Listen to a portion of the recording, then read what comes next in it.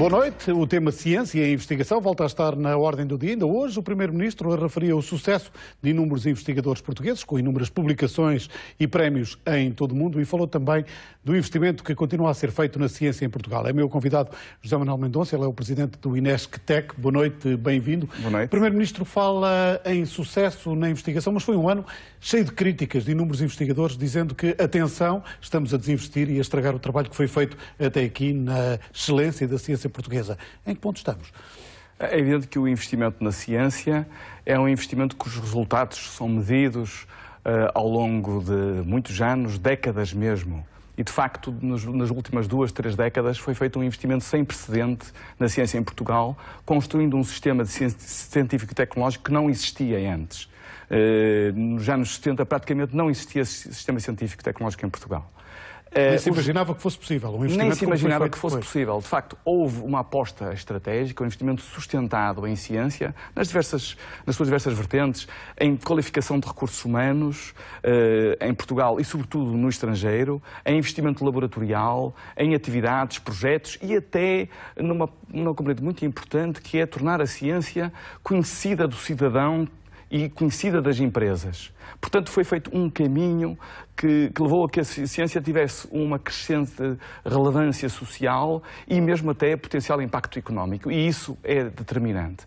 Naturalmente que, com a crise nos últimos anos e com vários tipos de políticas que foram implementadas, surgiu algum desinvestimento público, surgem críticas com opções feitas, mas o que nós temos que fazer é olhar para a frente e, nomeadamente, olhar para esta enorme oportunidade que se abre com os fundos estruturais europeus, para continuar a reforçar o investimento em ciência, reforçar o investimento na valorização da ciência, na transferência da tecnologia para o tecido económico. Passa muito pela escola, pela universidade e por essa ligação da própria universidade com as empresas. Exatamente. As responsabilidades são tanto de um lado como do outro. De um lado, a universidade, os cientistas e os investigadores têm que se preocupar em desenvolver ciência e fazer projetos com relevância social e potencial impacto económico, dirigindo a sua capacidade à resolução de grandes problemas atuais ou emergentes, e, por outro lado, as empresas têm que perceber o potencial enorme de resolução de problemas que existe na universidade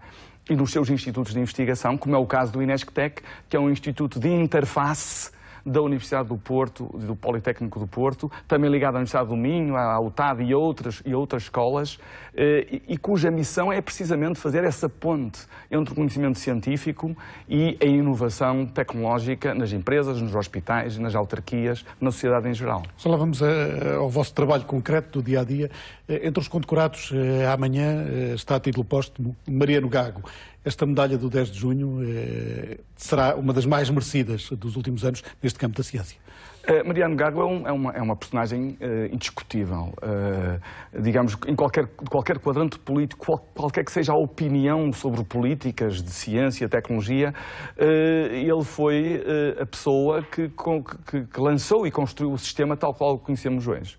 Ele conseguiu, durante sucessivos governos, colocar a ciência como prioridade política no Conselho de Ministros, junto do Primeiro-Ministro, e ter a capacidade para defender o investimento que está agora a ser louvado quando vemos os resultados. Na altura muito criticado. Na altura muito criticado. Achava que era difícil chegar a este ponto. Exatamente. Teve que convencer primeiros ministros, teve que lutar, certamente, no Conselho de Ministros, com os outros ministros, pelo seu orçamento, teve que ultrapassar problemas com os ministros das Finanças, da Economia, os outros ministérios em geral. É natural que tenha acontecido, e teve a força política e a capacidade para lutar, e foi ele o responsável pela construção, o grande responsável pela construção do sistema de ciência e tecnologia, tal como o conhecemos atualmente em Portugal. Este INESC-TEC todos os dias dedica grande parte do seu tempo a essa investigação minuciosa. Não sabemos onde vamos chegar, mas fica sempre o caminho. Tem uma forte ligação a inúmeros meios, até à saúde. Exatamente. Nós temos uma característica diferenciadora. É que em cada uma das áreas científicas em que trabalhamos temos projetos e atividades ao longo da cadeia de valor. Portanto, projetos de investigação mais fundamental, formação de pessoas, doutoramentos, publicação a nível internacional em revistas científicas com revisão. Tem crescido, ultimamente. Que tem crescido. Depois temos projetos de parceria com empresas, para resolver problemas de médio prazo. Dê-me um exemplo concreto dessa ligação às empresas. Temos projetos desde há mais de 3 décadas, com o setor do calçado e acompanhamos todo o sucesso que houve desde que eles exportavam em 2000, salvo erro, em 94, 200 milhões de euros, até quase 2 mil milhões. Desenvolvemos em parceria muita tecnologia para fabricação.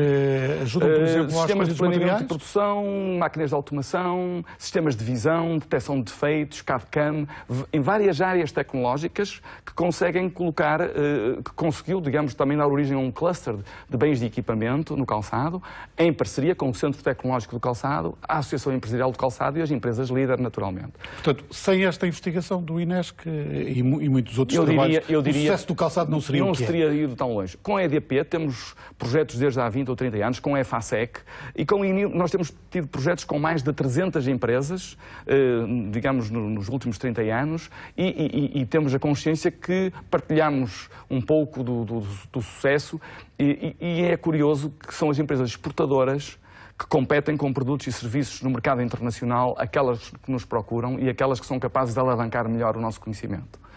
Portanto, para além de empresas spin-off, empresas que saem da universidade, que saem do instituto, com jovens investigadores, tecnologias e que são colocadas no mercado. E que depois eventualmente vão para o mercado mundial, são compradas, como por exemplo o caso da Fiber Sensing, que foi uma das nossas empresas que no ano passado, no final de 2014, foi comprada pela HBM, uma multinacional alemã, e que neste momento está no mapa mundial dos sistemas de monitorização com sensores de fibra óptica e sistemas de fibra óptica, e que nasceu da ciência portuguesa, neste caso específico, da Faculdade de Ciências da Universidade do Porto e do INESC no Porto, nos anos 80, que agora é um negócio de nível mundial. Quando falamos no futuro, olhamos sempre para estas áreas e dizemos que temos que investir aqui, mas no presente acha que os políticos têm essa noção exata da importância de continuar a investir na ciência?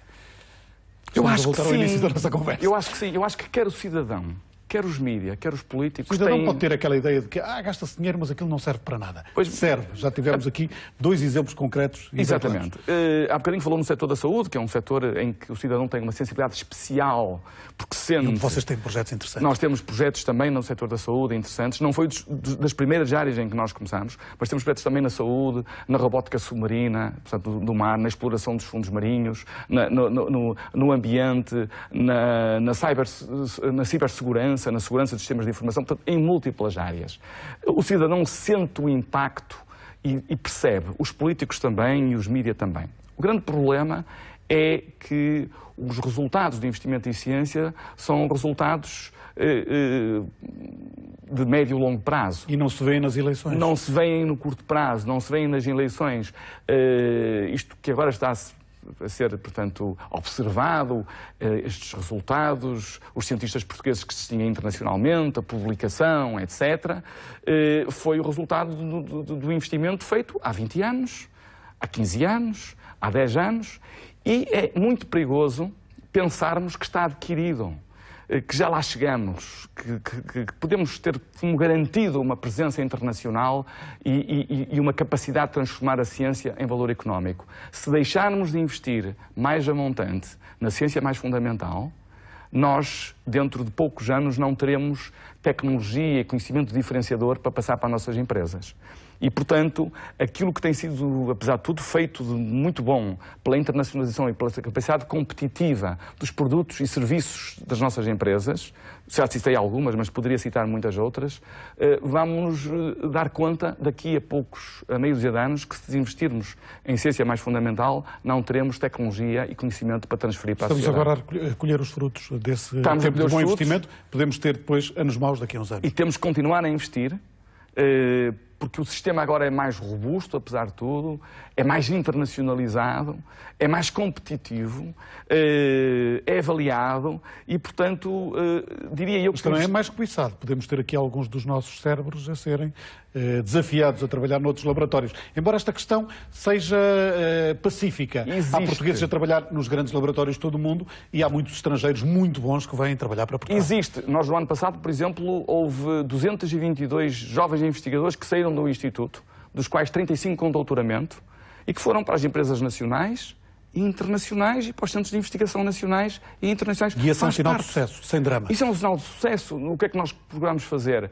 Naturalmente gostaríamos que fossem a maioria para as empresas nacionais, mas os que vão para o estrangeiro são uma rede excelente de contactos. São uma rede que ajuda a internacionalizar-nos, a trazer mais projetos, a trazer novas parcerias. Portanto, temos que olhar para aqueles que saem com essa perspectiva. E há muitos que entram, que vêm para cá estudar e também há por muitos opção, que entram. à procura da excelência da nossa Nós ciência. temos mais de 100 bolseiros e contratados de investigação que não são portugueses, que vêm do estrangeiro de propósito, porque reconhecem capacidade em algumas áreas, e liderança mesmo, em algumas áreas científicas e tecnológicas no Instituto. Portanto, digamos que a ciência cosmopolita é global. A inovação faz-se localmente, nas regiões, nas empresas, com um tecido empresarial especializado. E isso é importante manter e incentivar. Exatamente. Mas a ciência é global.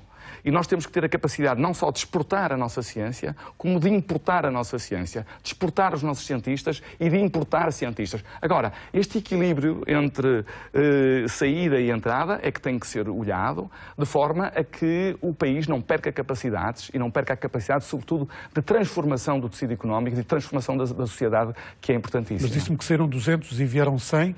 Isto quer dizer alguma coisa? Não, saíram 200 naquele ano e nós, neste momento, temos 100. Ora, porquê é que saem 200? Porque nós temos uma população jovem, flutuante, que no Instituto faz formação avançada através de projetos de investigação, muitos deles com empresas. Portanto, os jovens terminam a sua licenciatura, o seu mestrado ou o seu doutoramento e depois, participando em projetos, muitos deles com empresas, fazem uma formação especializada.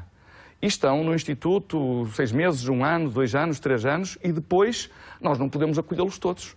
Nós somos mais de 800 já, portanto, não podemos crescer indefinidamente. Portanto, o que fazemos é prepará-los para uma carreira, e para uma carreira internacional, se for essa a escolha deles, e prepará-los para que eles sejam um veículo da transferência de conhecimento. A forma mais eficaz de transferência de conhecimento, transferência de tecnologia, é através das pessoas. A forma mais eficaz, a forma que está comprovada a nível internacional. Portanto, o Infante Dom Henrique recrutou uma equipa pela Europa fora antes das nossas expedições marítimas. Portanto, e antes de partir para Ceuta, celebramos agora. Exatamente. Não bastaram os mapas. Formou uma armada portuguesa, mas não só. Não bastaram os mapas, foi preciso os cartógrafos, os pilotos, os navegadores. E no início ele foi buscá-los a Veneza, a Florença, a norte da Europa, foi buscar essas competências. E conseguiu com essas competências fazer algo de único. Portanto, é importante que nós nos convençamos que é com as nossas competências que nós somos capazes de fazer algo de único a nível económico e social para o desenvolvimento do país. Foi um prazer tê-lo aqui nesta página 2, José Manuel Mendonça, o presidente do INESC-TEC, a olhar para a ciência num dia em que o tema voltou a estar no centro do debate político em Portugal. Passe uma boa noite, eu volto amanhã às 9 em ponto com o Dia em 40 Minutos aqui à RTP2.